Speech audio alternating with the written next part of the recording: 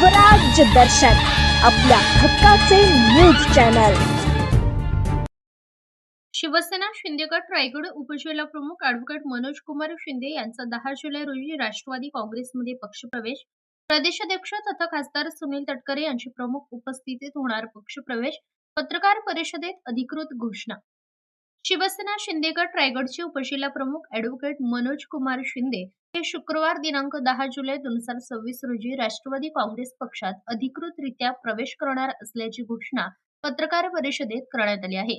राष्ट्रवादी काँग्रेस पक्षाचे महाराष्ट्र प्रदेश अध्यक्ष तथा खासदार सुनील तटकरे यांच्या प्रमुख उपस्थितीत हा पक्षप्रवेश सोहळा पार पडणार असून या कार्यक्रमाला पक्षाचे पदाधिकारी, कार्यकर्ते आणि समर्थक मोठ्या संख्येने उपस्थित राहणार आहेत।